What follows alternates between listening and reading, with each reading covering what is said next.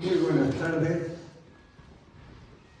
una tarde maravillosa de otoño que todos hemos visto como el viento tan poco frecuente en Granada, esta tarde azotaba los árboles que nos dejaban lluvias de hojas doradas preciosas.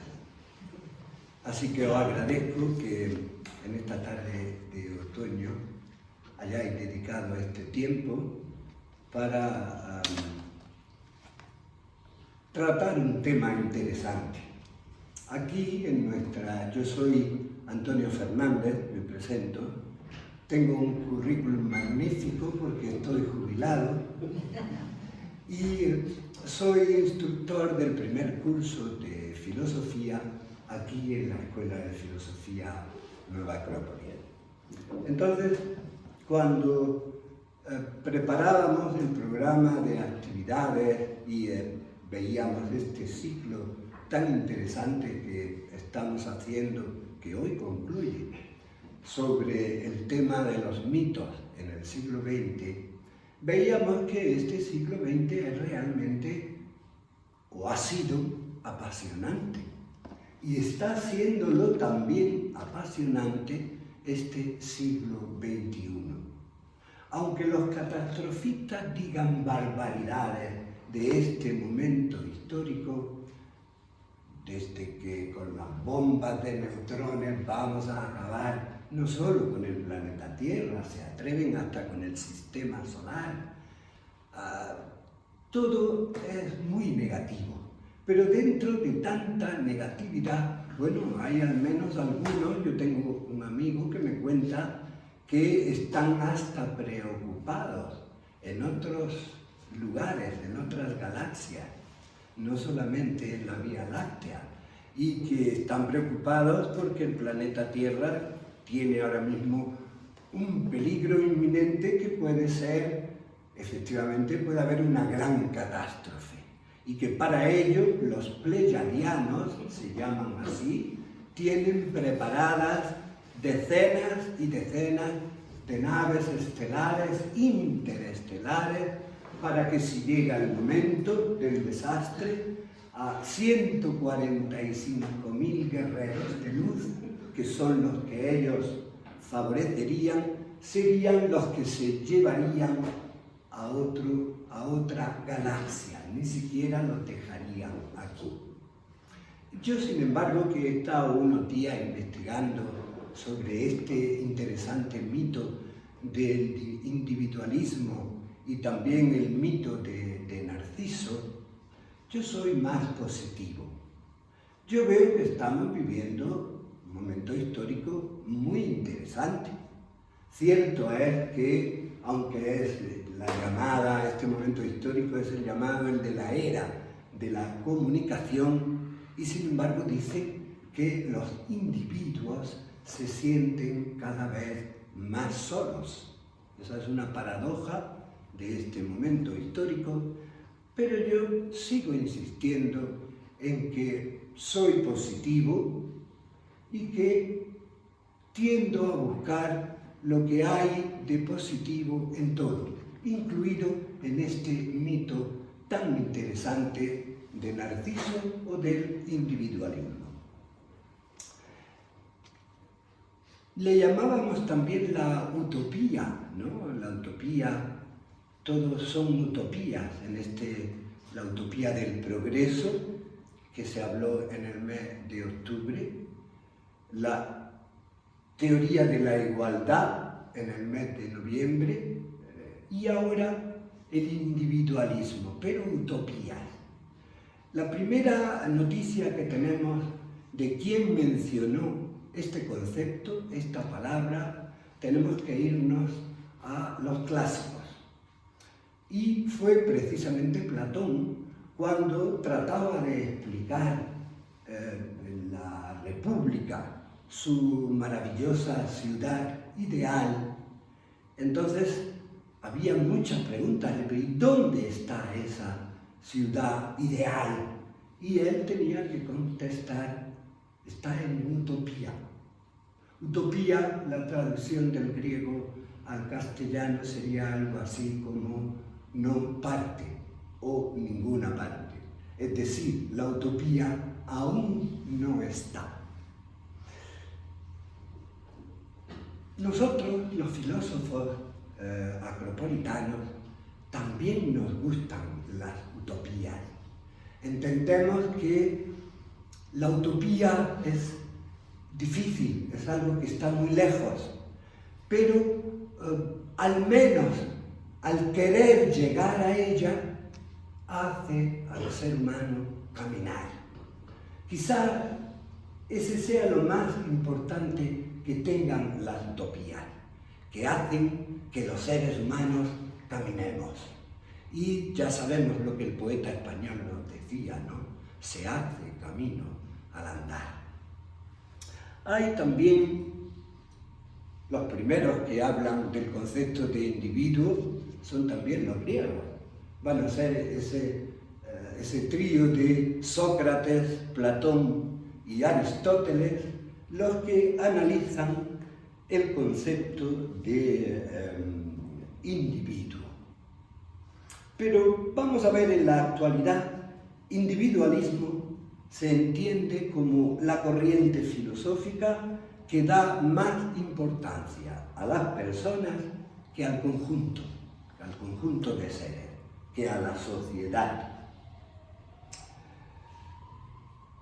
Vemos también que aunque tenga una parte aparentemente negativa, el individualismo en su vertiente positiva ha dado como fruto un florecimiento de la libre personalidad sin precedentes, que nos permite ser hoy más nosotros mismos.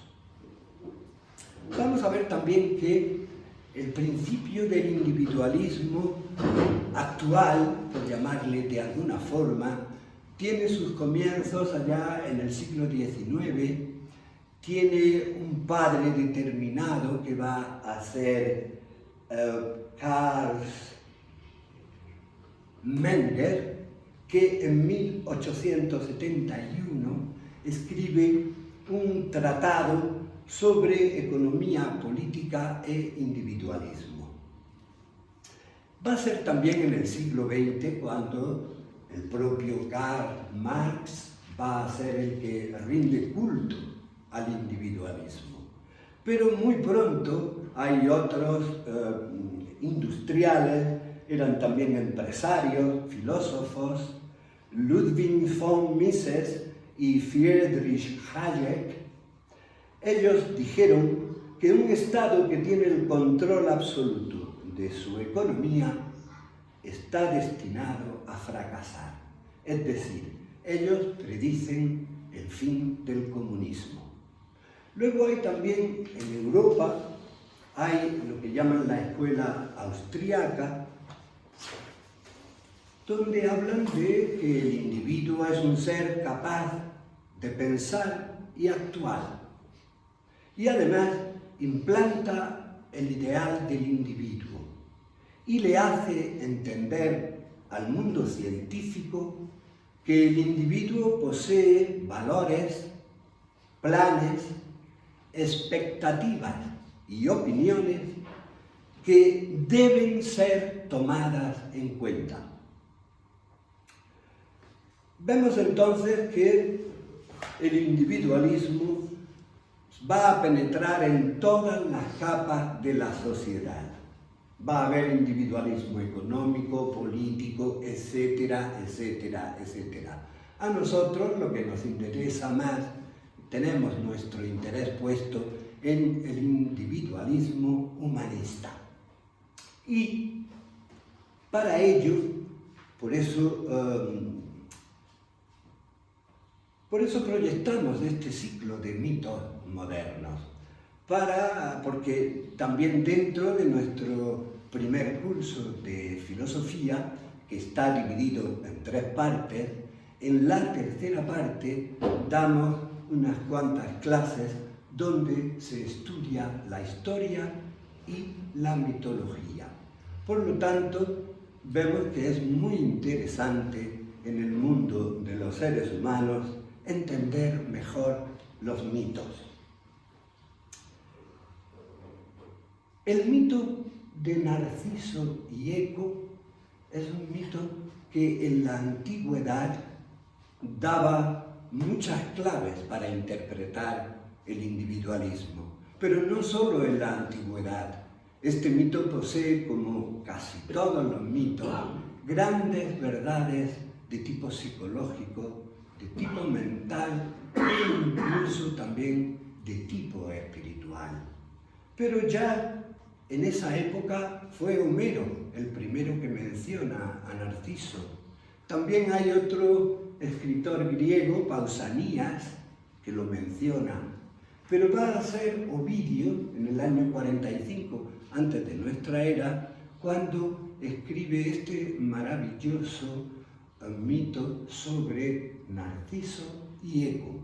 Une a estos dos personajes. Siempre en los mitos suele haber el personaje masculino y el femenino, y aquí Ovidio los une a Eco y a Narciso.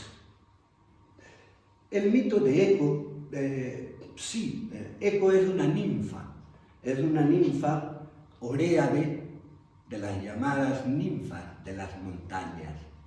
Y esta ninfa, Eco, ha sido educada por las musas. Las musas que, como sabemos, son las diosas encargadas de distribuir la inspiración y el talento entre los seres que ellas ven capacitados para ello. Eco entonces poseía la gracia y el don de la palabra. Tenía la voz más bella y encantadora que podríamos escuchar. Tenía melodía en sus palabras, tenía tonos, ya no era una sola, era absolutamente encantadora. Tanto que Zeus le pidió que mientras él seducía a otras ninfas, pues que le permitiera que ella entretuviera a Hera, a la esposa de Zeus, con su voz, con sus encantamientos. Efectivamente, así lo hizo. Durante un tiempo, ella, con su deliciosa voz, entretenía a la diosa Hera, hasta que ella, la diosa Hera, se dio cuenta ante el engaño y entonces la castigó. ¿Cuál fue el castigo que le impone a la ninfa Eco? Pues precisamente le quita la voz y solamente le permite poder repetir la última frase que tenga con el interlocutor que haya con ella. Es decir, un castigo terrible porque casi hubiera sido mejor dejarla muda. Ella, que era una criatura encantadora, lo que hace es que se deprime muchísimo y se esconde en la gruta de donde ella tenía origen.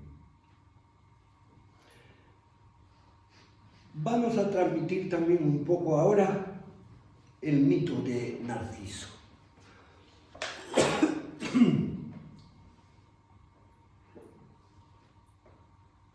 Narciso también es un personaje especial porque es hijo de la ninfa Liríope y de Céfiso, el río.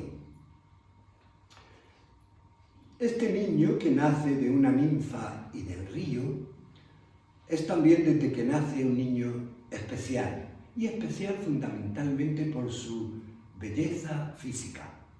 Entonces la madre, la ninfa Liríope, lo llevó a que lo viera. Era costumbre en la época que llevaban a los niños, a los videntes, a los sabios, para que predijeran un poco su futuro. Y entonces Liríope lo llevó al sabio Tiresias, que era un ciego.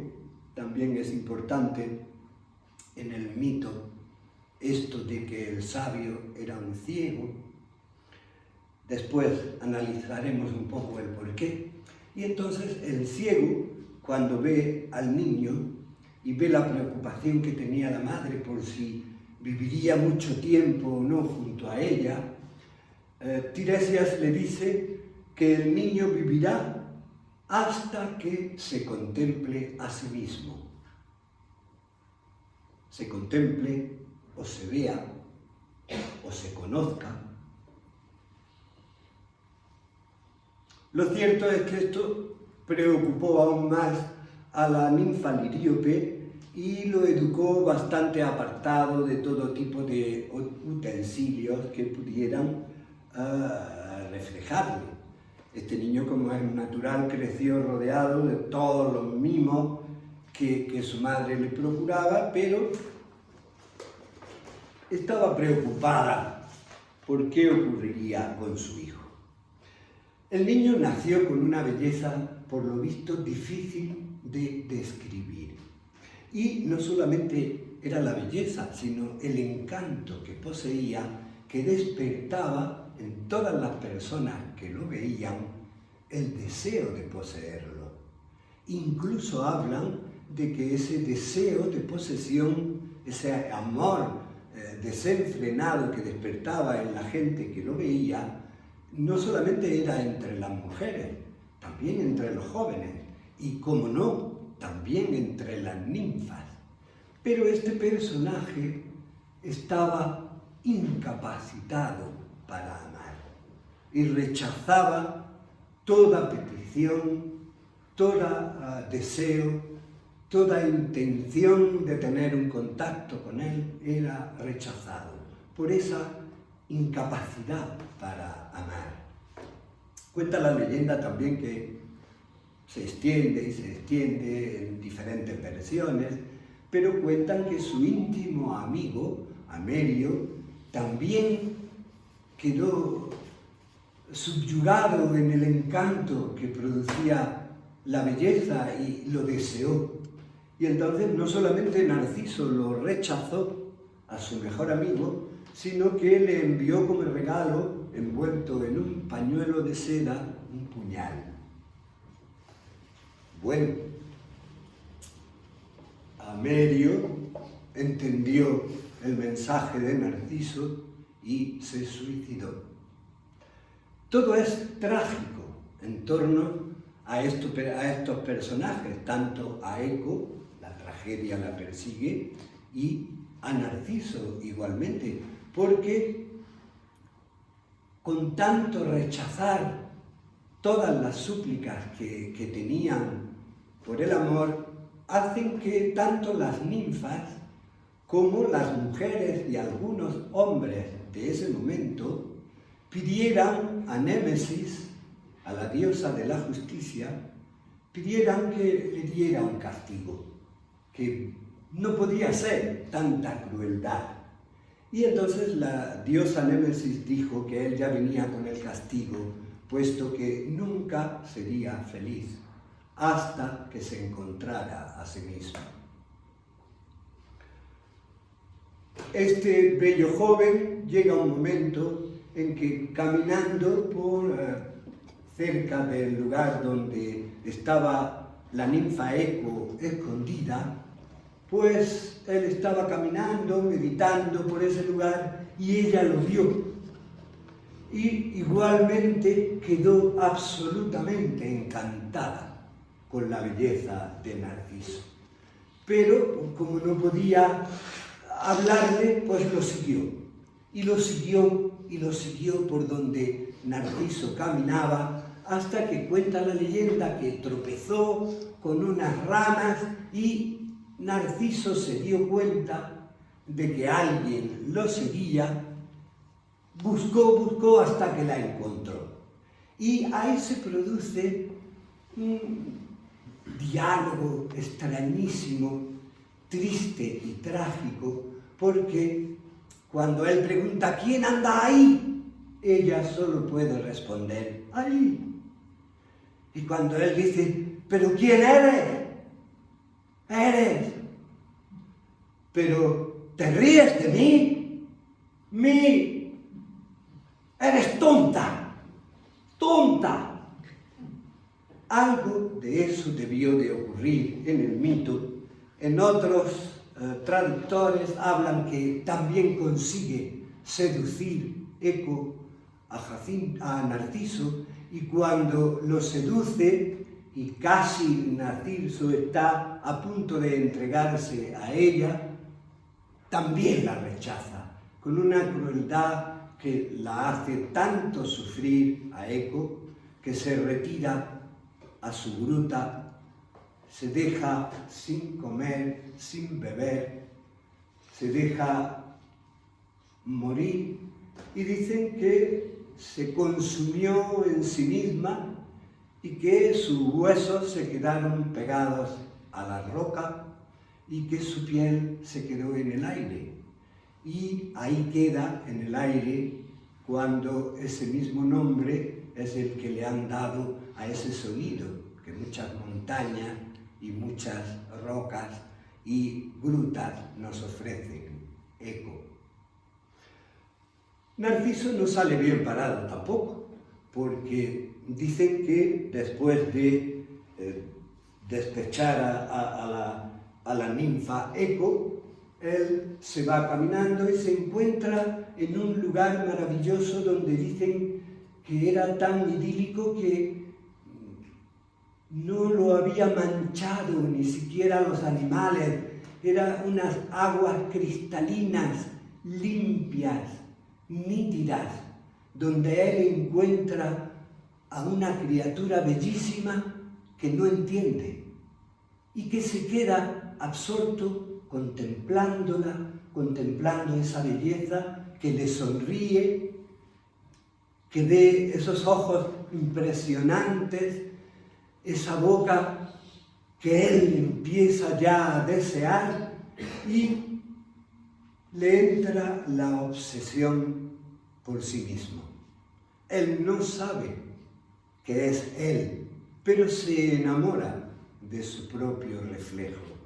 Y es un amor tan obsesivo que le ocurre igual que a la ninfa Eco. Se queda allí, pendiente. Cuando trata de tocar a esa figura tan bella, se le escapa porque el agua se mueve, y no entendiendo nada más que ese amor tan intenso que siente, se quedó allí hasta que, una vez que intentó besar a esa criatura tan bella de la cual se había enamorado, se cayó al agua y se ahogó.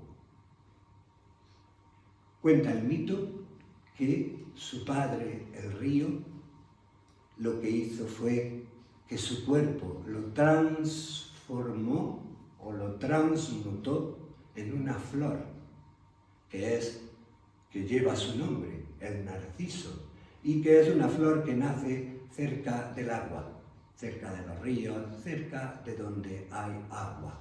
También el símbolo de este mito, la transmutación del ser en algo tan bello como una flor.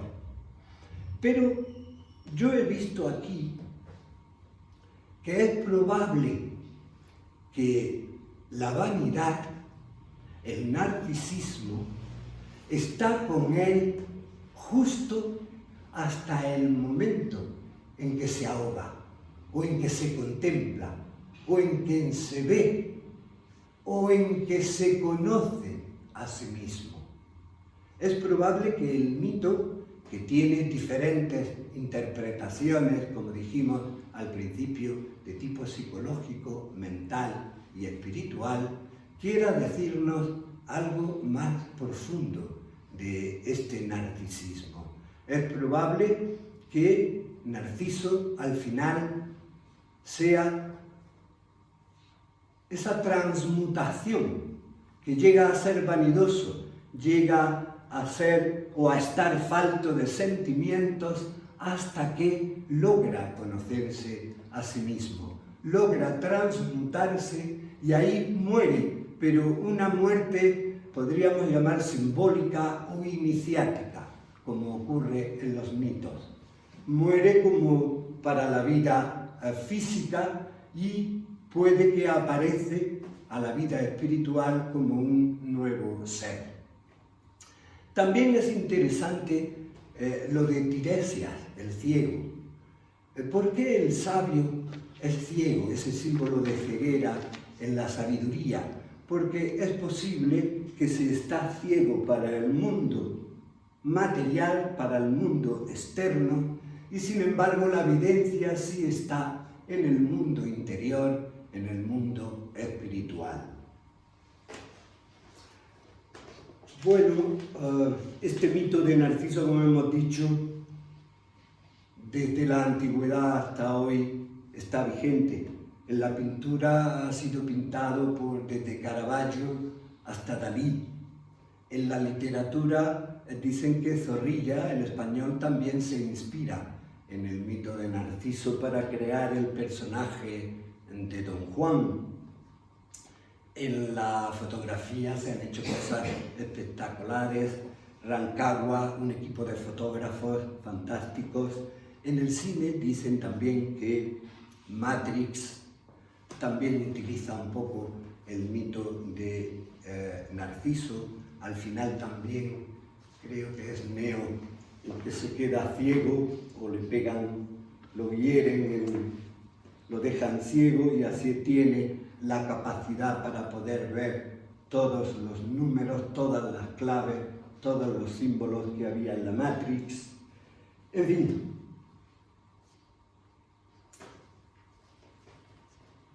Va a ser en nuestro siglo XX el propio, no lo encuentro, ¿dónde lo tenía yo? Bueno, vamos a ver que en el siglo XX el propio Sigmund Freud va a escribir un libro sobre el narcisista. Y yo intenté, pero para mí no encontré muy adecuado toda la interpretación que hace este señor, y sí me fijé más en el estudio que hace Jung, su discípulo, Carl Gustav Jung, que es el padre del psicoanálisis, y que él trata de encontrar métodos para la liberación del yo. Él lo llama así. Y él hace también un estudio sobre el individualismo y un nuevo concepto que él llama la individuación. Los dos términos tienen el mismo origen, el individuo, individualismo e individuación. Pero Jung dice que el individualismo es una acentuación intencionada de la supuesta singularidad, en contraposición a lo colectivo. Ahora bien, individuación significa precisamente un cumplimiento mejor y más completo de los destinos colectivos, puesto que guardando suficiente respeto al carácter particular del individuo, se puede esperar de él un mejor rendimiento social que haciendo caso omiso o incluso suprimiendo dicho carácter individual.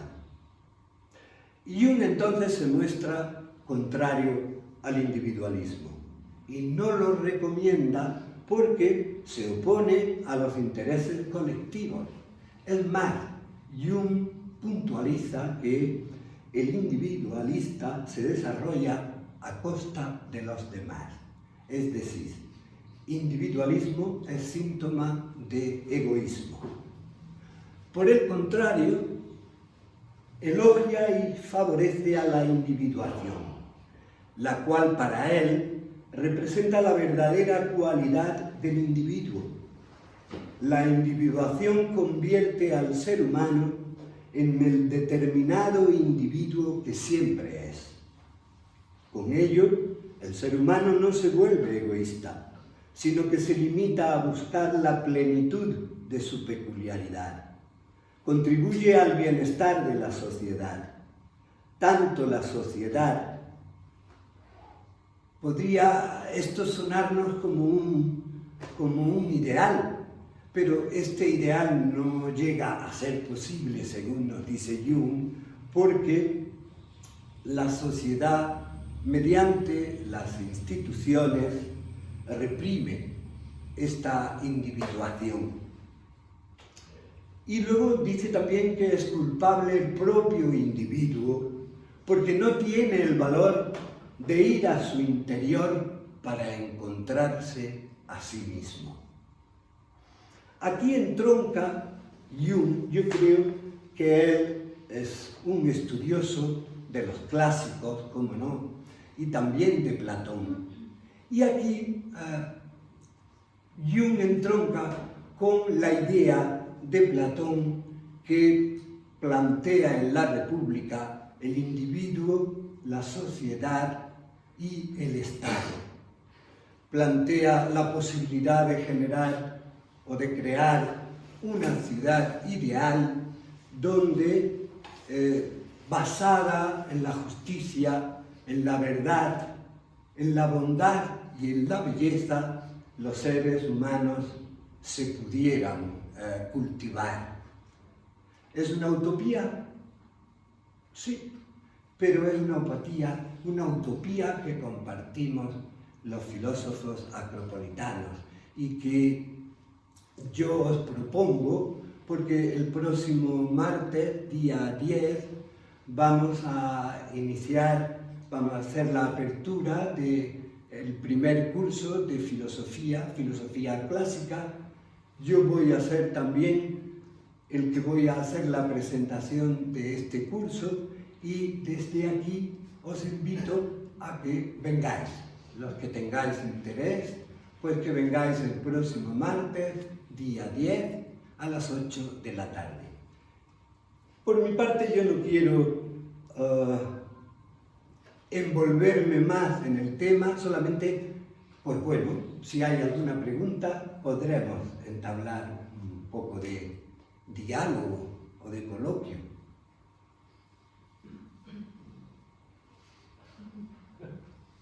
Y si no hay una pregunta, pues ahora seguiremos filosofando en el bar, que tenemos una rica tapa para también filosofar. Muchas gracias.